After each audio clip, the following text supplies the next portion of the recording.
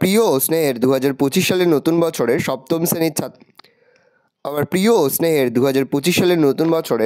ষষ্ঠ শ্রেণীর ছাত্রছাত্রী বন্ধুরা, আশা করি তোমার সবাই ভালো আছো। আজ আমরা যে বিষয়টি নিয়ে আলোচনা করব, ষষ্ঠ শ্রেণীর ফার্স্ট সামেটিভ অর্থাৎ প্রথম পর্যায়ক্রমিক মূল্যায়নের ইতিহাসের কোশ্চেন পেপার নিয়ে। দেখো সরাসরি স্ক্রিনে কিন্তু আমরা ষষ্ঠ শ্রেণীর ফার্স্ট সামেটিভ অর্থাৎ প্রথম পর্যায়ক্রমিক মূল্যায়নের ইতিহাসের কোশ্চেন পেপারটা দেখতে পাচ্ছ। ফুল মার্কস তোমাদের রয়েছে 30 আর সময় তোমাদের রয়েছে 1 ঘন্টা। একে দাগে রয়েছে সঠিক উত্তর নির্বাচন করে লেখো যে কোনো 6টি প্রতিটি প্রশ্নের মান 1 করে 1 × 6 = 6। প্রথম 1, আদিম মানুষের জীবনের প্রথম জরুরি আবিষ্কার চাকা আগুন, ধাতু না মাটির পাত্র? তবে আগুন। আদিম মানুষের প্রথম হাতিয়ার ছিল গাছের ছাল, পাথরের অস্ত্র, লোহার অস্ত্র, তামার অস্ত্র? তবে গাছের ডাল। লেজবিহীন উন্নত শ্রেণীর নরবানর হলো এপ, মানুষ, শিল্পাঞ্জি, গরিলা? তবে এপ। পরের প্রশ্ন, হোমো হ্যাবিলিস কথার অর্থ? এপ থেকে মানুষ, দক্ষ মানুষ, দণ্ডায়মান মানুষ, বুদ্ধিমান মানুষ? উত্তর হবে দক্ষ মানুষ। প্রশ্ন, ভারতের প্রাচীনতম সভ্যতা হলো হরপ্পা সভ্যতা, মেহেরগড় সভ্যতা, সুমেরীয় সভ্যতা, মিশরীয় সভ্যতা? তবে মেহেরগড় সভ্যতা। হরপ্পা সভ্যতা আবিষ্কৃত হয় 1921, 1922, 1929, 1974 খ্রিস্টাব্দে? তবে 1921 খ্রিস্টাব্দে। হরপ্পা সভ্যতার বাড়িগুলি কি দিয়ে তৈরি হতো? কাদামাটি, কাঠ দিয়ে, পোড়ামাটি, ইট দিয়ে বা পাথর দিয়ে? উত্তর হবে পোড়া ইট দিয়ে। প্রশ্ন, হরপ্পা সভ্যতার স্নানাগার পাওয়া গেছে লোথালে, হরপ্পায়, মহেঞ্জোদারোয় না কালীবঙ্গানে? উত্তর হবে মহেঞ্জোদারোয়। 2 দাগে রয়েছে অতি সংক্ষিপ্ত উত্তরভিত্তিক প্রশ্ন, যে কোনো 4টি প্রতিটি প্রশ্নের মান 1 করে 1 × 4 = 4। প্রথম, হোমো স্যাপিয়েন্স কথার অর্থ কী? উত্তর হবে বুদ্ধিমান মানুষ। আদিম মানুষ কোন পর্যায়ে কৃষিকাজ শেখে? উত্তর হবে নতুন পাথরের যুগের প্রথম পর্যায়ে আদিম মানুষ প্রথম কৃষিকাজ শেখেন। লুসি কি? লুসি হলো আফ্রিকা মহাদেশের ইথিওপিয়ার হাদান নামক স্থানে প্রাপ্ত একটি মেয়ের কঙ্কাল। হরপ্পা সভ্যতা ছিল ড্যাশ যুগের সভ্যতা? উত্তর হবে তামা ও ব্রোঞ্জ যুগের সভ্যতা। হরপ্পা সভ্যতা কে আবিষ্কার করেন? উত্তর হবে প্রত্নতাত্ত্বিক দয়ারাম সাহানি। লোথাল কথার অর্থ কী? মৃতের স্থান। মেহেরগড় সভ্যতা কে কবে আবিষ্কার করেন? উত্তর হবে 1974 খ্রিস্টাব্দে, যা ফাসোয়া জারিজ আবিষ্কার করেন। তাকে সাহায্য করেছিলেন রিচার্ড মেডো। সংক্ষিপ্ত উত্তরভিত্তিক প্রশ্ন, যে কোনো 4টি প্রতিটি প্রশ্নের মান 2 করে 2 × 4 = 8। প্রথম, দাবানল কাকে বলে? বনে লাগা আগুনকে দাবানল বলা হয়। বনে গাছের ডালে ঘষা লেগে আগুন জ্বলে উঠে দাবানল সৃষ্টি করে। আদিম মানুষ আগুন জ্বালাতে শেখার আগে দাবানলের আগুনকে সংগ্রহ করে কাজ চালাতো। আদিম মানুষ কেন জোট বেঁধেছিল? এর ফলে তার কী লাভ হয়েছিল? আদিম মানুষ হিংস্র জীবজন্তুর হাত থেকে নিজেকে রক্ষা করতে এবং তার খাদ্যের সংস্থান করার জন্য জোট বেঁধেছিল। জোট বেঁধে বাস করার ফলাফল: 1, জোট বাঁধার ফলে আদিম মানুষ অনেকটাই নিরাপদ হয়। 2, একসঙ্গে শিকার করার সাহস অর্জন করে। 3, আদিম মানুষ নানা ধরনের হাতিয়ার তৈরি করতে শেখে। পরের প্রশ্ন 3 নম্বর, আদিম মানুষ কীভাবে আগুন জ্বালাতে শেখে? মানব সভ্যতার বিকাশের ক্ষেত্রে মানুষের আগুন জ্বালাতে শেখা খুব গুরুত্বপূর্ণ বিষয় ছিল। আগুন জ্বালানোর কৌশল সমূহ: আদিম মানুষ দাবানল দেখে আগুনের অস্তিত্ব বুঝতে পারে। চকমকি পাথরের হাতিয়ার তৈরির সময় পাথরের ঠোকাঠুকিতে আগুন জ্বলে ওঠে, তা দেখে মানুষ আগুন জ্বালাতে শেখে হবে। এইভাবে আদিম মানুষ আগুন জ্বালাতে শেখে। অস্ট্রালোপিথেকাসের বৈশিষ্ট্য আলোচনা করো। 1, এরা 2 পায়ে ভর দিয়ে কোনো মতে দাঁড়াতে পারত। 2, এদের চোয়াল ছিল শক্ত ও সুগঠিত, তাই এরা শক্ত বাদাম ও শুকনো ফল চিবিয়ে খেতে পারত। 3, এরা গাছের ডাল দিয়ে ধাক্কা মারত ও পাথর ছোড়ার চেষ্টা করত। প্রশ্ন, সিন্ধু সভ্যতায় কেন হরপ্পা সভ্যতা বলা হয়? 1921 ও 1922 খ্রিস্টাব্দে হরপ্পা ও মহেঞ্জোদারোতে প্রাচীন সভ্যতার 2টি কেন্দ্র আবিষ্কৃত হয়।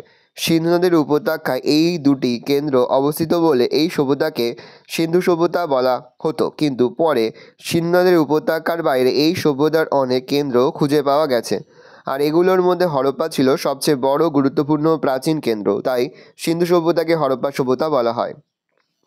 পরের প্রশ্ন, তামা - পাথরের যুগ বলতে কী বোঝো? নতুন পাথরের যুগে ভারতীয় উপমহাদেশে পাথরের পাশাপাশি ধাতুর ব্যবহার শুরু হয়েছিল। তখন ধাতু বলতে তামা ও কাঁসার ব্যবহার ছিল। এই সময় তামা ও পাথর দুটোরই ব্যবহার হতো বলে এই সময়কে তামা - পাথরের যুগ বলা হয়। 4 দাগে রয়েছে বিশ্লেষণাত্মক উত্তরভিত্তিক প্রশ্ন, যে কোনো 2টি প্রতিটি প্রশ্নের মান 3 করে 3 × 2 = 6। আগুন জ্বালাতে শেখার পর আদিম মানুষের কী কী সুবিধা হয়েছিল? আগুন জ্বালাতে শেখার পর আদিম মানুষের জীবনযাত্রার ঘটে যায় নানা পরিবর্তন, বা আগুন জ্বালাতে শেখার পর আদি মানুষের জীবনযাত্রায় ঘটে নানান পরিবর্তন। এর ফলে মানুষ এক, শীতের প্রকোপ থেকে বাঁচতে শিখল। 2, হিংস্র জীবজন্তুর হাত থেকে নিজেকে সুরক্ষিত করতে শিখল। 3, এর ফলে মানুষের খাদ্যাভ্যাসের পরিবর্তন ঘটে। 4, আগুনে পোড়ানো নরম খাবার খাওয়ার ফলে মানুষের চোয়াল ও দাঁত ছোট হয় এবং তার শারীরিক পরিবর্তন ঘটে। 2 নম্বর প্রশ্ন, আদি মানুষ যাযাবর ছিল কেন? আদি মানুষ নানা কারণে যাযাবর জীবনযাপন করত। যেমন, আদি মানুষ নিজের খাবার নিজে উৎপাদন করতে পারত না। আদি মানুষ শিকার করেও বনের ফলমূল সংগ্রহ করে তাদের খাদ্যের চাহিদা মেটাতো। আর বনের ফলমূল বা শিকারের কোনো একটি নির্দিষ্ট এলাকার মধ্যে পাওয়া যেত না। তাদের বিভিন্ন স্থানে ঘুরে ঘুরে খাদ্য সংগ্রহ করতে হতো। এই সব কারণে আদি মানুষ যাযাবর ছিল। পরের প্রশ্ন খুবই গুরুত্বপূর্ণ, মহেঞ্জোদারো স্নানাগার সম্পর্কে কী জানা যায়? মহেঞ্জোদারোতে একটি সুগঠিত পাকা ইটের তৈরি স্নানাগার অর্থাৎ স্নান করার জায়গা আবিষ্কৃত হয়েছে। সেটি ছিল লম্বায় 180 ফুট, চওড়ায় 108 ফুট এবং সমগ্র এলাকাটি 8 ফুট উঁচু পাঁচিল দিয়ে ঘেরা ছিল। এর মাঝামাঝি অংশে একটি বড় জলাশয় দেখা যায়, যেটি ছিল 39 ফুট লম্বা, 23 ফুট চওড়া ও 8 ফুট গভীর। এই জলাশয়টিতে একদিকে যেমন বাইরের অপরিষ্কার জল ঢোকার ব্যবস্থা ছিল না, তেমনি অতিরিক্ত জল বের করে দেওয়ার ব্যবস্থা ছিল। এমনকি জলাশয়টিকে পরিষ্কার করার ব্যবস্থা করা হয়েছিল। জলাশয়ে ঋতুভেদে ঠান্ডা ও গরম জলের ব্যবস্থা ছিল। অনেকে মনে করেন এটি ছিল অভিজাতদের জলকেহেলির স্থান। পরের প্রশ্ন, হরপ্পা সভ্যতাকে প্রাগৈতিহাসিক যুগের সভ্যতা বলা হয় কেন? প্রাগৈতিহাসিক যুগ বলতে সেই সময়কে বোঝায় যে সময়ে মানুষ লিখতে শিখেছে বা লিপির ব্যবহার শিখেছে। হরপ্পা সভ্যতাকে প্রাগৈতিহাসিক যুগের সভ্যতা বলা হয় কারণ হরপ্পা সভ্যতার মানুষ লিখতে জানত। তবে হরপ্পা সভ্যতার লিপি আজও পড়া সম্ভব হয়নি। তবে এই লিপিগুলির সঙ্গে ব্রাহ্মী ও খরষ্টি লিপির মিল আছে। ডান থেকে বামে এগুলি লেখা হতো। পরের প্রশ্ন, হরপ্পা সভ্যতায় শিলমোহর সম্পর্কে আলোচনা করো। হরপ্পা সভ্যতার বিভিন্ন প্রত্নক্ষেত্র থেকে অনেক শিলমোহর পাওয়া গেছে। শিলমোহরগুলি নরম পাথর ও কাদামাটি দিয়ে বানিয়ে আগুনে পুড়িয়ে তৈরি করা হতো। এগুলিতে লিপি ও প্রতীক চিহ্ন খোদাই করা হতো। শিলমোহরগুলিতে ষাঁড়, এক শিংওয়ালা একটি কাল্পনিক পশু, মানুষ, গাছ ও জ্যামিতিক নকশা খোদাই করা থাকতো। বেশিরভাগ শিলমোহরে উল্টো নকশা খোদাই করা হতো। কাদামাটিতে ছাপ দিলে তা সোজা হতো। 5 দাগে রয়েছে ব্যাখ্যামূলক উত্তরভিত্তিক প্রশ্ন, যে কোনো দুটি প্রতিটি প্রশ্নের মান 5 করে, 5 গুণ 2 = 10। প্রথম, উপমহাদেশে নতুন পাথরের যুগে মানুষের জীবনযাত্রার বৈশিষ্ট্যগুলি সংক্ষেপে লেখো। পয়েন্ট করে ভূমিকা, এই যুগে মানুষের জীবনযাত্রায় নানা পরিবর্তন ঘটে। যেমন, 1, জীবিকা। নতুন পাথরের যুগে মানুষের প্রধান জীবিকা ছিল পশুপালন ও কৃষিকাজ। কুকুর, ভেড়া, ছাগল, গরু, গাধা প্রভৃতি ছিল এই সময় মানুষের প্রধান গৃহপালিত পশু। কৃষির সূচনার ফলে এই যুগের মানুষ কৃষিকাজকে প্রধান জীবিকা হিসেবে গ্রহণ করেছিল। এই সময় বিভিন্ন কারিগরি কাজের সঙ্গেও মানুষ যুক্ত ছিল। 2, হাতিয়ার। নতুন পাথরের যুগে মানুষ তাদের পাথরের হাতিয়ারগুলিকে অনেক হালকা, ধারালো উন্নত করেছিল। তারা তামার ব্যবহার শুরু করে। এই যুগের হাতিয়ার এবং যন্ত্রপাতি ছিল কাটারি, নিড়ানি, ছেনি, বর্ষা, বড়শি প্রভৃতি। বাসস্থান। এ যুগের মানুষ কৃষিকাজ শুরু করার পর স্থায়ীভাবে বসবাস শুরু করে। তারা কৃষিক্ষেত্রের কাছে খড়, বিচেলি, মাটি প্রভৃতি দিয়ে ঘর বানাতে শুরু করে এবং স্থায়ীভাবে বাস করতে থাকে। 4, চাকার আবিষ্কার। নতুন পাথরের যুগের প্রধান বৈশিষ্ট্য হলো চাকার আবিষ্কার। চাকার আবিষ্কারের ফলে মাটির পাত্র এবং যানবাহন প্রভৃতি তৈরি হয়। 5, নিদর্শন। এই যুগের মানুষের বসতি নিদর্শন পাওয়া গেছে মেহেরগড়, বুরজাহম, তালাক্কাকোটা, ব্রহ্মগিরি, মাস্কি প্রভৃতি স্থানে। পরের প্রশ্ন, পুরনো পাথরের যুগের মানুষের জীবনযাত্রা কেমন ছিল? ভারতীয় উপমহাদেশের বিভিন্ন প্রত্নক্ষেত্র থেকে পাওয়া পুরনো পাথরের যুগের অস্ত্র ও জিনিসপত্র থেকে সে যুগে মানুষের জীবনযাত্রার একটি চিত্র পাওয়া যায়।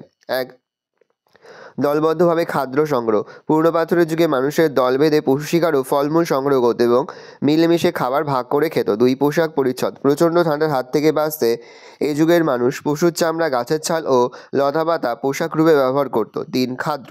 এই যুগের মানুষ শিকার করে পশুর মাংস ও বনের ফলমূল সংগ্রহ করে খেত। 4, হাতিয়ার। ভারী এবং বড় এবড়ো-খেবড়ো পাথরের হাতিয়ার এই যুগের মানুষ ব্যবহার করত।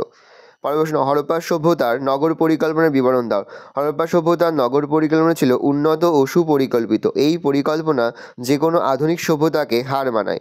হরপ্পা সভ্যতার নগর পরিকল্পনা। নগর বিন্যাস। হরপ্পা সভ্যতার নগর অঞ্চল দুটি ভাগে বিভক্ত ছিল, উত্তর পশ্চিমে দুর্গ অঞ্চল এবং পূর্বের নিচু অঞ্চল। এই সভ্যতায় দুর্গ অঞ্চলে প্রাচীর দিয়ে ঘেরা থাকত। দুর্গ অঞ্চলে নগরের শাসক বা অভিজাতরা থাকতেন। নগরের নিচু এলাকায় সাধারণ মানুষ বসবাস করত। 2, ঘরবাড়ি। হরপ্পা সভ্যতায় পোড়া ইটের একতলা, দোতলা, তিনতলা বাড়ি পাওয়া গেছে। প্রতিটি বাড়িতে কুয়ো, রান্নাঘর, জল নিকাশি নালা এবং শৌচাগার ছিল। বাড়িগুলিতে বাইরের দিকে কোনো জানালা ছিল না। 3. পয় প্রণালী। হরপ্পা সভ্যতায় উন্নত পয় প্রণালী ছিল। বাড়ি থেকে ছোট নালার মাধ্যমে নোংরা জল বড় রাস্তায় ঢাকা নর্মদায় পড়তো। বড় রাস্তার নর্মদা থেকে নোংরা জল জলাশয়ে বাইরে বেরিয়ে যেত। প্রতিটি বাড়িতে সেপটিক ট্যাঙ্ক ছিল। রাস্তার মোড়ে মোড়ে ছিল ডাস্টবিন ও কুয়ো। রাস্তাঘাট। হরপ্পা সভ্যতার রাস্তাঘাটগুলি ছিল সোজা ও প্রশস্ত। রাস্তাগুলি 9 ফুট থেকে 34 ফুট পর্যন্ত প্রশস্ত ছিল। রাস্তাগুলিকে আলোকিত করার ব্যবস্থা ছিল। রাস্তাগুলি পোড়া ইট দিয়ে তৈরি হতো। 5. ডিগ্রি পদ্ধতি। হরপ্পা সভ্যতার প্রতিটি নগর ডিগ্রি পদ্ধতিতে গড়ে ওঠে। উত্তর হাইপেন দক্ষিণ, পূর্ব হাইপেন পশ্চিম বিস্তৃত কক্ষগুলি পরস্পরকে সমকোণে খণ্ডিত করে এক একটি ব্লক সৃষ্টি করেছে। এর মাঝে বাড়িঘর নির্মিত হয়। পরের প্রশ্ন, হরপ্পা সভ্যতায় পয়ঃপ্রণালী নিকাশি ব্যবস্থা কেমন ছিল তা নিজের ভাষায় আলোচনা করো। ভূমিকা। হরপ্পা সভ্যতা ছিল উন্নত ও সুপরিকল্পিত নগর পরিকল্পনা। উন্নত পয়ঃপ্রণালী ও জল নিকাশি ব্যবস্থা তারই প্রমাণ। পয়ঃপ্রণালী। হরপ্পা সভ্যতার প্রতিটি বাড়িতে কুয়ো, শৌচাগার, স্নানাগার এবং সেপটিক ও নর্দমা ছিল। বৃষ্টির জল ছাদ থেকে পোড়া মাটির নল দিয়ে বাড়ির নর্দমায় পড়তো। প্রতিটি বাড়ি থেকে ছোট নর্দমার মাধ্যমে নোংরা জল রাস্তায় বড় নর্দমায় গিয়ে পড়তো। নর্দমাগুলিতে পাকা ও ঢাকনা দেওয়া ম্যানহোল ছিল। নর্দমাগুলি নিয়মিত পরিষ্কার করা হতো। রাস্তার মোড়ে মোড়ে ডাস্টবিন রাখা থাকতো। পয়েন্ট করে নিকাশি ব্যবস্থা। রাস্তার পাশে বড় নর্দমা ছিল। উপরোক্ত ব্যবস্থাগুলি আধুনিক নগর পরিকল্পনাকেও ম্লান করে দেয়। ভালো করে দেখে নাও, এই রয়েছে টোটাল তোমাদের ফার্স্ট সামেটিভ অর্থাৎ প্রথম পর্যায়ক্রমিক মূল্যায়নের ষষ্ঠ শ্রেণীর ইতিহাসের কোশ্চেন পেপার। ভালো করে দেখে নাও, এই ধরনের কোশ্চেন প্যাটার্নেই কিন্তু এবছরের অর্থাৎ হলিস্টিক প্যাটার্ন অনুযায়ী প্রশ্নপত্র হবে, সেহেতু তোমরা কোশ্চেন পেপারটা দেখে নাও। আশা করি ভিডিওটা ভালো লেগেছে। ভিডিওটা ভালো লাগলে ভিডিওকে লাইক করে দিতে ভুলবে না। আর আমার চ্যানেল নতুন হওয়া লাল কালার সাবস্ক্রাইব প্রেস করে পাশে বেল আইকন প্রেস করো, যখন নতুন কোনো ভিডিও আপলোড করি সবার ফার্স্ট নোটিফিকেশন তোমরা পেয়ে যাও। আর এই ভিডিওটি তোমার বন্ধু বান্ধবী আত্মীয়স্বজন সবার মধ্যে কিন্তু অনেক শেয়ার করে, যারা বছর ষষ্ঠ শ্রেণীতে পড়ছে। আমরা কিন্তু ইতিমধ্যে ষষ্ঠ শ্রেণীর প্রতি বিষয়ে সিলেবাস, প্রশ্নকার এবং নমুনা প্রশ্নপত্র কিন্তু আপলোড করে দিয়েছি। তোমরা যদি এখনও পর্যন্ত সেই ভিডিওগুলো না দেখে থাকো, ভিডিওগুলো কিন্তু তাড়াতাড়ি দেখে নাও। তোমাদের সকলকে জানাই আগাম পরীক্ষার অনেক শুভেচ্ছা এবং অভিনন্দন। একেবারে ভিডিও শেষের স্ক্রিনে তোমরা একটা প্লেলিস্ট দেখতে পারবে, তার উপরে ক্লিক করলেই সমস্ত ভিডিওগুলো কিন্তু তোমরা পর দেখে নিতে পারবে। তাহলে তোমরা কোশ্চেন দেখে নাও।